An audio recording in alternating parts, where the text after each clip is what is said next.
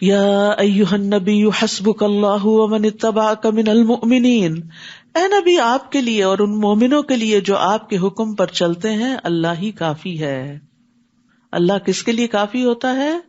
ان مومنوں کے لیے جو نبی صلی اللہ علیہ وسلم کی پیروی کریں۔ یاد رکھیے اللہ کے احکامات کی حفاظت کریں تو اللہ کی حفاظت ملتی ہے۔ عبداللہ بن عباس کہتے ہیں ایک دن میں رسول اللہ صلی اللہ علیہ وسلم کے پیچھے سوار تھا، 10-11 سال کے تھے اس وقت آپ نے فرمایا اے لڑکے میں تجھے چند کلمات سکھا رہا ہوں، اللہ کے احکام کی حفاظت کرو، اللہ تمہاری حفاظت کرے گا۔ چھوٹے بچوں کو بھی یہ باتیں سمجھا دینی چاہیے تاکہ بچپن سے ہی وہ اپنی نمازوں کی حفاظت کریں، اپنے روزوں کی، اپنے ذکر اذکار کی، اپنے اخلاق کی۔ اللہ کی حفاظت کرو یعنی اللہ کے احکام کی، تم اسے اپنے سامنے پاؤ گے، پھر تمہاری دعائیں قبول ہوں گی، تمہیں اللہ کی طرف سے مدد آئے گی۔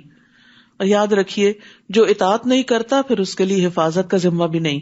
نبی صلی اللہ علیہ وسلم نے فرمایا جان بوجھ کر نماز مت ترک کیا کرو، مت چھوڑا کرو، اس لیے کہ جو شخص جان بوجھ کر نماز چھوڑ دیتا ہے تو یقیناً اس سے اللہ کی ذمہ داری ختم ہو جاتی ہے، پھر وہ اس کو اس کے حوالے کر دیتا ہے، پھر وہ جدھر بھٹکے۔ پھر فرمایا یا ایھا النبی حرض المؤمنین علی القتال، اے نبی مسلمانوں کو قتال پر ابھاریے، اگر تم میں سے 20 صابر ہوں تو 200 پر غالب آئیں گے۔ کامیابی صبر کے ساتھ ہے، وَاعْلَمْ أَنَّ النَّصْرَ مَعَ الصَّبْرِ، اور اگر 100 ہو تو کافروں کے 1000 آدمیوں پر غالب آئیں گے، کیونکہ وہ ایسی قوم ہے جو سمجھ نہیں رکھتے۔ تو دین کی سمجھ رکھنے، اللہ کی معرفت اختیار کرنے اور اللہ تعالیٰ کے احکامات کو سمجھنے والا اللہ کی مدد پاتا ہے۔ اب اللہ نے تم سے تخفیف کر دی اور اسے معلوم ہوا کہ ابھی تم میں ضعف ہے، کمزوری ہے، لہٰذا اگر تم میں سے 100 صبر کرنے والے ہوں تو وہ 200 پہ غالب آ جائیں گے، اور اگر 1000 ہوں تو اللہ کے حکم سے 2000 پہ غالب آئیں گے، اور اللہ صبر کرنے والوں کے ساتھ ہے۔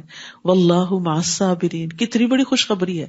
سفر مشکل ہوتا ہے نا، جب کوئی تکلیف دینے والی بات یا کام یا چیز سامنے آتی ہے یا کوئی غم دینے والی یا خوف میں مبتلا کرنے والی، تو ہم صبر کا دامن چھوڑ دیتے ہیں اور سمجھتے ہیں کہ شاید واویلا کرنے سے مسائل حل ہو جائیں گے، جبکہ یہاں پر کیا کہا کہ صبر کرو، اللہ سے مدد مانگو، اس انرجی کو جو غم اور خوف اور دکھ پریشانی میں لگ رہی ہے اس کو دعاؤں میں کنورٹ کر لو تو اللہ کی مدد آ جائے گی۔ واللہ مع الصابرین۔ نبی کے لیے یہ مناسب نہیں کہ اس کے پاس جنگی قیدی آتے، یہاں تک کہ زمین یعنی میدان جنگ میں کافروں کو اچھی طرح قتل نہ کر دیا جاتا۔ تم دنیا کا مال چاہتے ہو جبکہ اللہ تمہارے لیے آخرت چاہتا ہے، اور اللہ ہی غالب اور حکمت والا ہے۔ اگر ایسا ہونا پہلے سے نہ لکھا جا چکا ہوتا تو جو کچھ تم نے فدیہ لیا ہے اس کی پاداش میں تمہیں بہت بڑی سزا دی جاتی۔ جو کچھ تم نے بطور غنیمت حاصل کیا ہے اسے تم کھا سکتے ہو، یہ حلال اور پاکیزہ ہے، اور اللہ سے ڈرتے رہو، اللہ یقیناً معاف کرنے والا اور رحم کرنے والا ہے۔ اے نبی جو قیدی آپ لوگوں کے قبضے میں ہیں انہیں کہیے کہ اگر اللہ نے تمہارے دلوں میں کچھ بھلائی دیکھی تو جو کچھ مال وغیرہ تم سے لیا جا چکا ہے، یعنی فدیے کے طور پر، جنگ بدر میں آپ کو معلوم ہے کہ قیدیوں سے فدیہ لے کر انہیں چھوڑا گیا تھا، اور جو نہیں دے سکتے تھے ان کو 10 بچے پڑھانے کا کام دیا گیا تھا، تو ان کو بھی تسلی دی جا رہی۔ سبحان اللہ، یہ دین کے اندر کیا رحمت ہے کہ اللہ تعالیٰ چاہتا ہے کہ آخر تک لوگ ہدایت کے راستے پر آ جائیں۔ کہا کہ اگر تمہارے اندر کوئی خیر ہوئی تو تمہیں اللہ تعالیٰ اسلام کی ہدایت دے گا، اور آج جو فدیہ لیا گیا ہے اس سے بہتر عطا کرے گا اور تمہیں معاف کر دے گا، اور اللہ معاف کر دینے والا اور رحم کرنے والا ہے۔ اور اگر وہ آپ لوگوں سے خیانت کا ارادہ رکھتے ہوں تو اس سے پہلے وہ اللہ سے بھی خیانت کر چکے ہیں، جس کی سزا انہیں یہ ملی ہے کہ وہ آپ کے قبضے میں آ گئے۔ یہ آپ کے ساتھ مخالفت نہ کرتے تو آج یہاں قیدی نہ ہوتے، اور اللہ سب کچھ جاننے والا اور حکمت والا ہے۔ اور ان لوگوں میں، ان قیدیوں میں، نبی صلی اللہ علیہ وسلم کے داماد ابو العاص بھی تھے، آپ کے چچا عباس بھی تھے، اور بعد میں اللہ تعالیٰ نے ان کو ہدایت دی اور خیر کثیر سے نوازا بھی۔ جو لوگ ایمان لائے اور ہجرت کی اور اللہ کی راہ میں اپنے اموال اور جانوں سے جہاد کیا، اور وہ لوگ جنہوں نے ان مہاجرین کو پناہ دی اور ان کی مدد کی، یہ سب ایک دوسرے کے ولی ہیں، دلی دوست ہیں۔ اور جو لوگ ایمان لائے لیکن ہجرت نہیں کی، ان سے وہ تمہارا ولایت کا کوئی تعلق نہیں، حتیٰ کہ وہ ہجرت کر کے آ جائیں۔ اور اگر وہ دین کے معاملے میں تم سے مدد طلب کریں تو ان کی مدد کرنا تم پر لازم ہے، مگر کسی ایسی قوم کے خلاف نہیں جن سے تمہارا معاہدہ ہو، اور جو کچھ تم کرتے ہو اللہ اسے دیکھ رہا ہے، اور جو کافر ہیں تو وہ ایک دوسرے کے وارث ہیں، اگر تم ایسا نہ کرو گے تو ملک میں فتنہ اور بڑا فساد برپا ہو جائے گا. یعنی جس طرح کفار ایک دوسرے کے اولیاء ہیں، تمہیں بھی مسلمانوں کی اسی طرح مدد کرنی چاہیے. والذین آمنوا وہاجروا وجاہدوا فی سبیل اللہ والذین آووا ونصروا اولئک هم المؤمنون حقا لہم مغفرۃ ورزق کریم. اور جو لوگ ایمان لائے یعنی نبی صلی اللہ علیہ وسلم پر اور ہجرت کی آپ کے ساتھ مدینہ کی طرف، اور اللہ کی راہ میں جہاد کیا جیسے جنگ بدر کے موقع پر، اور جن لوگوں نے انہیں پناہ دی یعنی انصار اور ان کی مدد کی مدینہ والے، یہی لوگ حقیقی مومن ہیں، ان کے لیے بخشش اور عزت کا رزق ہے. اور جو لوگ ہجرت نبوی کے بعد ایمان لائے اور ہجرت کر کے آ گئے اور تمہارے ساتھ مل کر جہاد کیا، وہ بھی تم میں شامل ہیں، مگر اللہ کے نوشتے میں خون کے رشتہ دار ایک دوسرے کے زیادہ حقدار ہیں. اللہ یقیناً ہر چیز کو خوب جانتا ہے. تو یاد رکھیے کہ یہاں دین کی مدد دو طریقے سے جو کی جاتی ہے اس کی تفصیل بیان کی گئی ہے، یا مہاجرین کی شکل میں یا انصار کی شکل میں، یا انسان اللہ کے دین کی خاطر اپنا سب کچھ قربان کر دیتا ہے، یا یہ کہ قربان کرنے والوں کو پناہ دیتا ہے، ان کی مدد کرتا ہے. تو دونوں کے باہم تعاون سے دین آگے بڑھتا ہے. اور یہاں نبی صلی اللہ علیہ وسلم کے ساتھی جو مکہ سے آئے اور مدینہ والے، ان کے باہمی تعلق اور ان کی محبت اور ایک کاز میں اکٹھا ہونے کو بیان کیا جا رہا ہے. اور ہم دیکھتے ہیں کہ کس طرح نبی صلی اللہ علیہ وسلم نے مکہ سے آنے والوں کو مدینہ والوں کا بھائی بھائی بنا دیا تھا، حتیٰ کہ انہوں نے ان کو اپنے باغوں میں، اپنے گھروں میں، اپنے اموال میں شریک کر لیا تھا.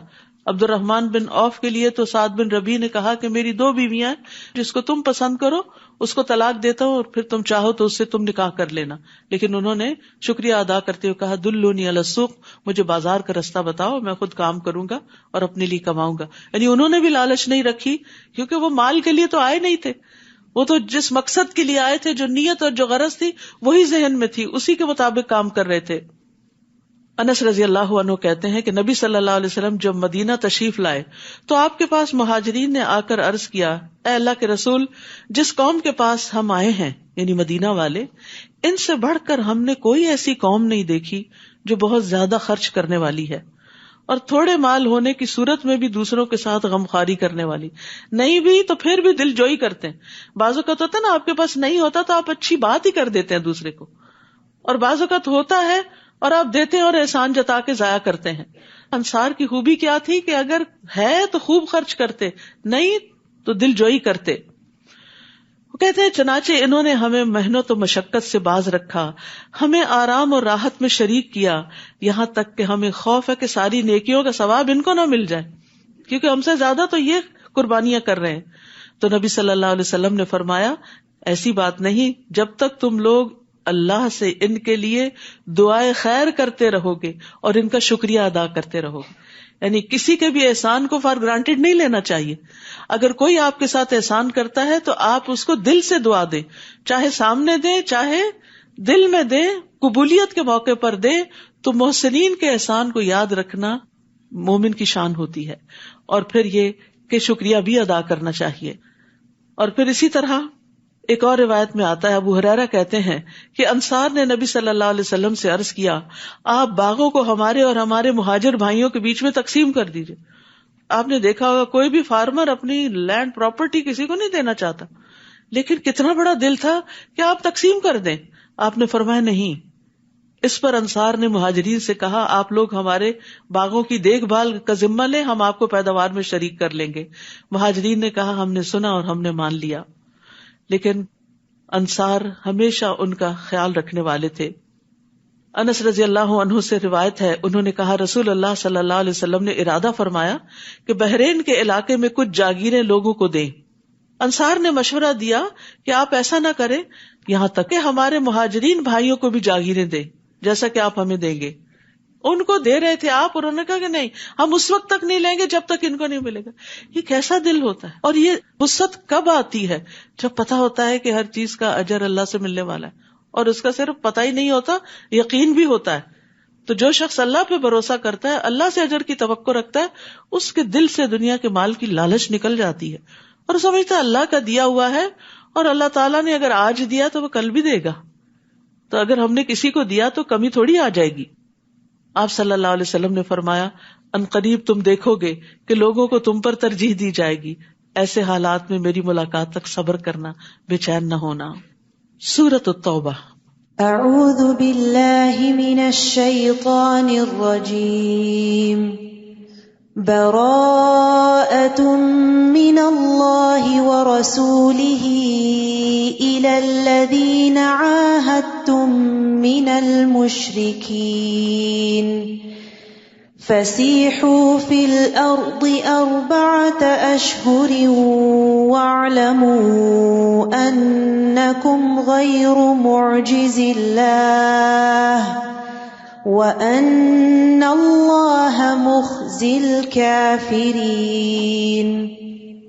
اس سورت کے 2 نام ہیں، سورۃ البراءہ اور سورۃ التوبہ، جبکہ اجتہادی طور پر اس کے 19 اور نام بھی بتائے گئے ہیں. یہ سورت بسم اللہ کے بغیر شروع ہوتی ہے. نبی صلی اللہ علیہ وسلم نے اس کو اسی طرح لکھوایا، اور پھر جب مصحف عثمانی تیار کیا گیا تو اس میں بھی اس کو اسی طرح لکھ دیا گیا.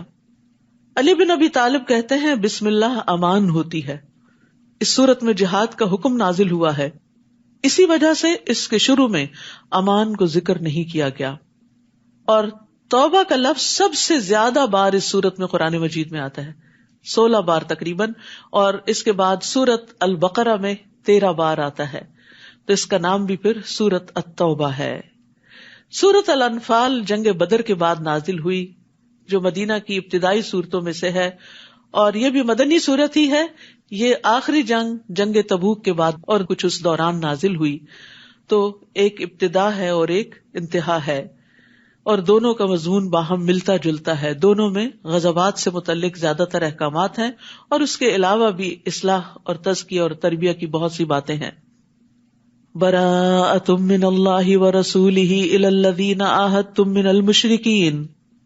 جن مشرکوں سے تم نے معاہدے کر رکھے تھے، اب اللہ اور اس کا رسول ایسے معاہدوں سے دستبردار ہوتے ہیں. یعنی جن سے جنگ نہ کرنے کا معاہدہ تھا، اب وہ معاہدے ختم کیے جا رہے ہیں، کیونکہ نبی صلی اللہ علیہ وسلم آخری نبی تھے، آپ کے ذریعے دین کو مکمل کرنا تھا.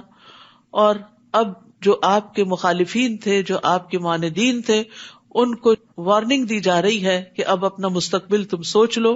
اگر تم نے نبی کا ساتھ نہیں دیا تو پھر تمہارے لیے یہاں کوئی ٹھکانہ نہیں.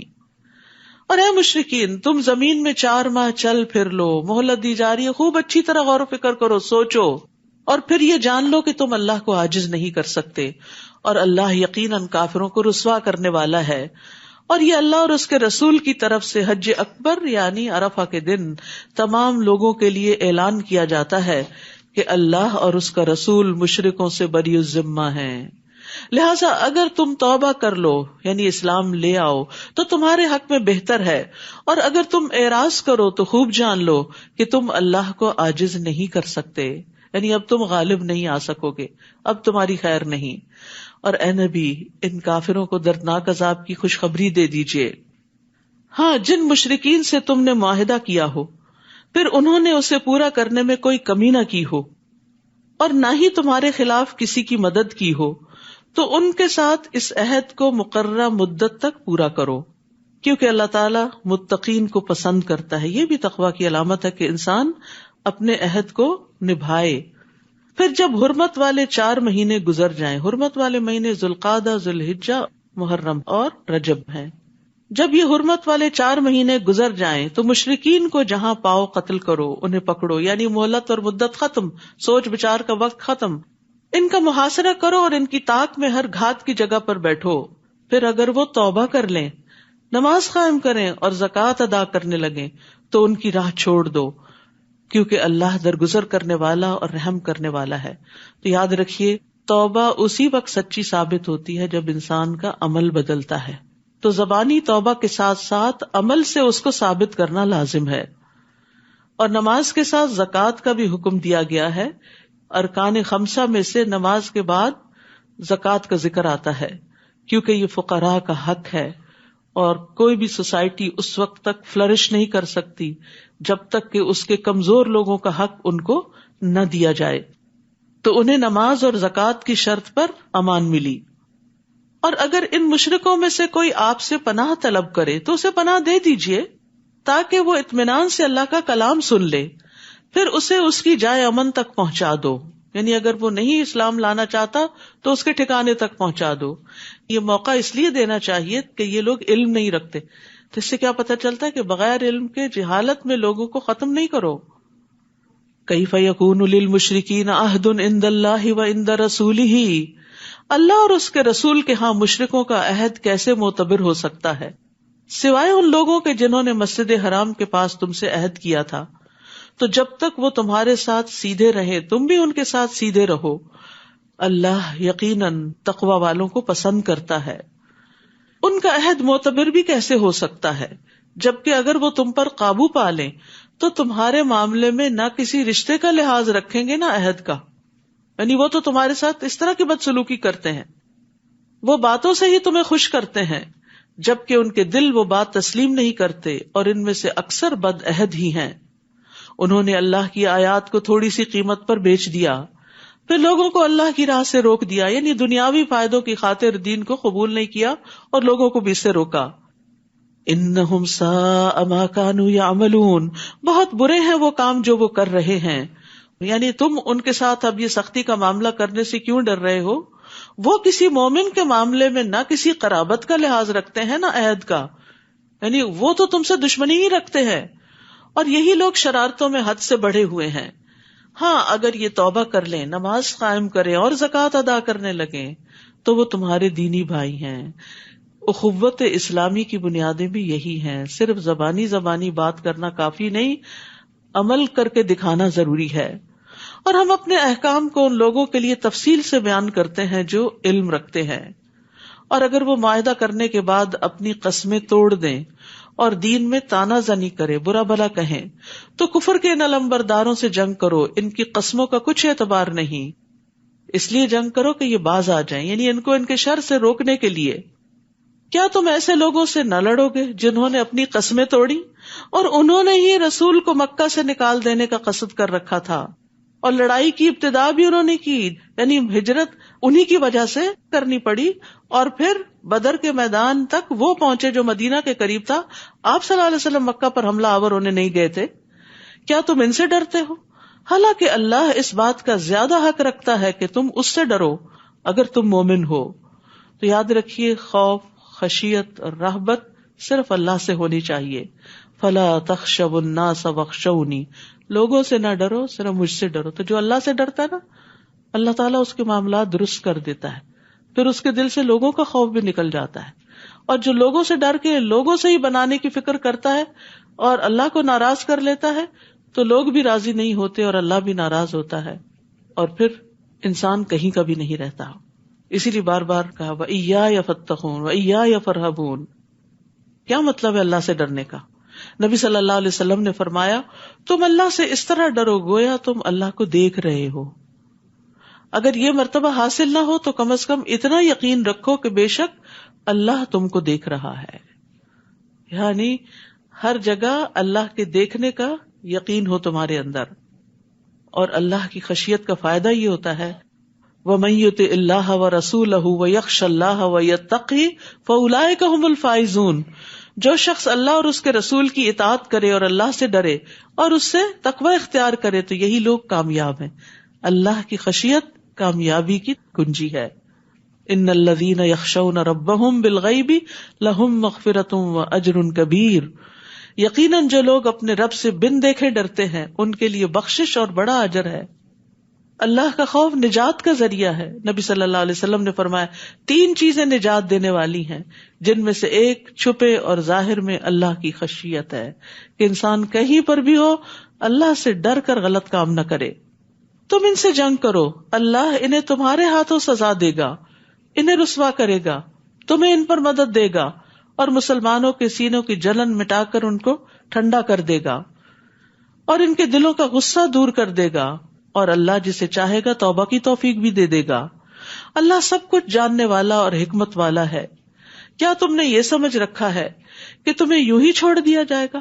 جبکہ اللہ نے ابھی تک یہی معلوم نہیں کیا کہ تم میں سے کن لوگوں نے جہاد کیا اور اللہ اور اس کے رسول اور مومنوں کے سوا کسی کو اپنا دلی دوست نہیں بنایا، اور جو کچھ تم کرتے ہو اللہ اس سے خوب واقف ہے. یعنی اللہ سبحانہ وتعالیٰ وقتاً فوقتاً تم پر امتحان ڈالے گا تاکہ تمہارا اخلاص نکھر کر سامنے آ جائے. مشرکوں کا یہ کام نہیں کہ وہ اللہ کی مسجدوں کو آباد کریں، یعنی اب تک بیت اللہ کے متولی یہ مشرکین مکہ ہی تھے، لیکن اب وقت آ گیا کہ یہ سیادت قیادت ان کے ہاتھ سے لے لی جائے. وہ تو خود اپنے آپ پر کفر کی شہادت دے رہے ہیں. یہی لوگ ہیں جن کے سب اعمال ضائع ہو گئے، مسجد کی خدمت، پانی پلانا، نجابت، حجابت، سب کچھ، اور وہ ہمیشہ دوزخ میں رہیں گے. اللہ کی مساجد کو آباد کرنا تو اس کا کام ہے جو اللہ پر اور آخرت کے دن پر ایمان لائے، نماز قائم کرے، زکوٰۃ ادا کرے اور اللہ کے سوا کسی سے نہ ڈرے. امید ہے کہ ایسے ہی لوگ ہدایت یافتہ ہوں گے. تو یاد رکھیے، مسجدوں کی آبادی بھی جبھی فائدہ دیتی ہے جب انسان عمل کرتا ہے، نماز ادا کرتا ہے. مسجد کو صرف چندہ دے دینا کافی نہیں، مسجد میں آ کے صرف صفائی کر لینا یا خوشبو لگا کے چلے جانا ہی کافی نہیں، یا پھر دیواروں پہ نقش و نگار کا اہتمام کرنا ہی کافی نہیں. مسجدوں کی آبادی صرف صفائی سے، صرف ڈرائنگز اور پینٹنگ سے نہیں ہوتی. مسجدوں کی آبادی نمازیں ادا کرنے سے ہوتی ہے، وہاں تعلیم کے حلقے کرنے سے ہوتی ہے. تو یہ مسلمانوں کی اجتماعی ذمہ داری ہوتی ہے کہ وہ مسجدیں آباد رکھیں، انہیں ویران ہونے سے بچائیں. وہ اللہ کا گھر ہیں، ہم اپنے گھروں کو چاہتے ہیں آباد رہیں، تو کیا اللہ کا گھر آباد نہیں کریں گے؟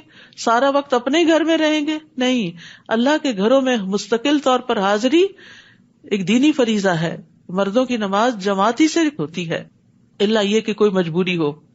تو یہاں پر اللہ سبحانہ تعالیٰ نے واضح کر دیا کہ مسجدوں کو آباد کرنے والے لوگ کون ہوتے ہیں، اور اس میں ایک خاص چیز بھی بتائی کہ صرف اللہ سے ڈرتے ہیں، کیونکہ مسجد آباد کرنے کے راستے میں بھی طرح طرح کے خوف ہوتے ہیں.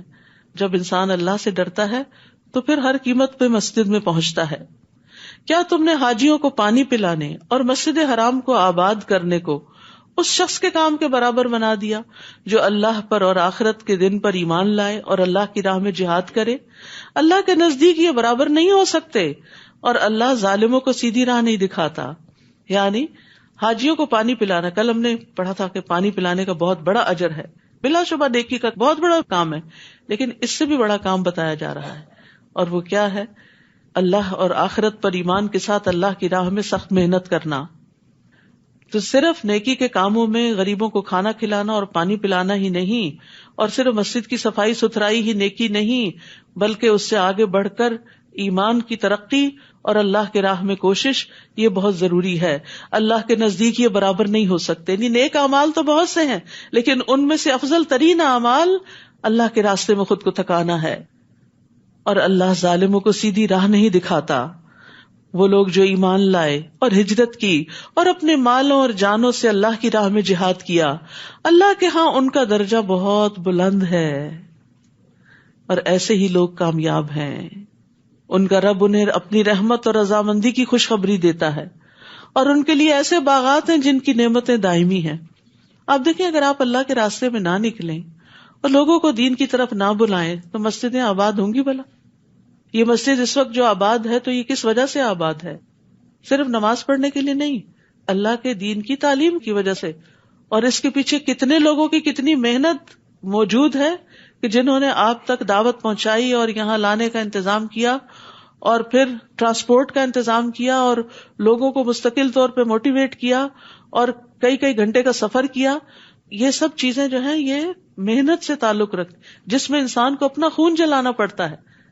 ایک یہ ہے کہ آپ آئیں آرام سے ہوور اٹھائیں، صفائی کریں، یہ بھی بڑی اچھی بات ہے، میں نہیں کہتی کہ صفائی چھوڑ دیں، لیکن وہ آرام کا کام ہے. انسان کا دل بھی خوش ہوتا ہے جو دیکھتا ہے اچھا مسجد صاف ہو رہی ہے، ماشاءاللہ بہت اچھا کام کر رہے ہیں، بہت اچھا کام کر رہے ہیں. لیکن جو اللہ کی طرف لوگوں کو بلاتا ہے اس کو تو چار باتیں بھی سننی پڑ جاتی کہ کیوں پیچھے پڑ جاتے ہو، آ جائیں گے جب ہمارا دل چاہے گا، اور یہ کوئی ضروری تو نہیں، اور کیا قرآن ہی پڑھنا نیکی ہے اور کام نہیں، ہم گھر والوں کی خدمت نہیں کر رہے، بچے نہیں پال رہے، یہ بھی تو نیکی، بلا شبہ نیکیاں ہیں. لیکن اگر وہ بچے دین پر ہی نہ رہے تو ان کو کھلانا پلانا اور بڑا کرنا اور پڑھانا اور کاروبار لگانا وہ کس کام آئے گا آپ کے؟ کیا ایسی اولاد صدقہ جاریہ بنے گی؟ تو اس کے لیے صرف مسجد کا امام کافی نہیں، مشکل کے وقت آپ اس کے بعد پکڑ کے لے جائیں اور وہ ایک سیشن میں اس کو مسلمان بنا دے. اس کے لیے آپ کے پاس علم ہونا ضروری ہے، آپ کے پاس ایمان ہونا ضروری ہے، تاکہ آپ ان کو مستقل طور پر روزانہ دین کی طرف دعوت دیتے رہیں. تو اس لیے مسلمان عورتوں کا بھی علم حاصل کرنا بے انتہا ضروری ہے. جاہل ماں جاہل اولاد پیدا کرتی. جس ماں کو خود علم کی قدر نہیں ہوتی، جو علم میں محنت نہیں کرتی، وہ بچوں کو بھی کچھ نہیں سکھا سکتی. اور نیچرل طریقے سے جو آپ چھوٹی چھوٹی باتیں سکھاتے ہیں وہ بڑے بڑے مدارس میں بھی نہیں سیکھ سکتے بچے، کیونکہ وہ آپ کے عمل سے بھی سیکھ رہے ہوتے ہیں، آپ کے رویے سے سیکھ رہے ہوتے ہیں. آپ اذکار کر رہے ہوتے ہیں، وہ آپ کا ہلتا وہ منہ دیکھ کے بھی سیکھ رہے ہوتے ہیں کہ ہماری ماں کوئی اچھا ہی کام کر رہی ہے. تو اس لیے ضروری ہے کہ آپ کو پتا ہو، اور اس کے لیے سخت محنت کی ضرورت ہوتی. یعنی گھر کے کاموں کے ساتھ ساتھ باہر کے کام کے لیے نکلنا محنت مانگتا ہے. تو جب ہم اپنی دنیا کے لیے نکل سکتے ہیں تو کیا دین کے لیے نہیں نکل سکتے؟ تو یہ افضل درجے کا کام ہے. ایک ایک قدم پر درجے بلند ہوتے ہیں، اور فرشتے اپنے پر بچھاتے ہیں، اور فرشتے ڈھانپ لیتے ہیں، اور آپ کا ذکر اللہ کے پاس ہوتا ہے. تو اس لیے اس کام کو معمولی نہ سمجھیں اور نیکی کا کام سمجھ کے کرتے رہے. اور پھر اس تعلیم کے دوران آپ کو طرح طرح کی ٹپس ملتی رہتی ہیں، اور ہر روز آپ کسی نئے کام کے لیے، نئے پروجیکٹ کے لیے صدقہ کرتے ہیں، اور ایک نیا راستہ ڈھونڈتے ہیں، ایک نئی نیکی میں اضافہ ہوتا ہے، اور اس طرح آپ پروگرس کرتے ہیں، گرو کرتے ہیں، اور موسٹ پروڈکٹیو زندگی بسر کرتے ہیں. ان کا رب انہیں اپنی رحمت اور رضامندی کی خوشخبری دیتا ہے، اور ان کے لیے ایسے باغات ہیں جن کی نعمتیں دائمی ہیں، وہ ان میں ہمیشہ رہیں گے. بلا شبہ اللہ کے ہاں ان کے لیے بہت بڑا اجر ہے. اے ایمان والو، اگر تمہارے باپ اور تمہارے بھائی ایمان کے مقابلے میں کفر کو پسند کریں تو انہیں بھی اپنا دوست مت بناؤ، اور تم میں سے جو شخص انہیں اپنا دوست بنائے تو ایسے ہی لوگ ظالم ہیں. ان کے ساتھ خیر خواہی تو ہوگی، لیکن پھر وہ دلی محبت نہیں رہے گی، وہ تو صرف ایمان والوں سے ہی ہو سکتی ہے.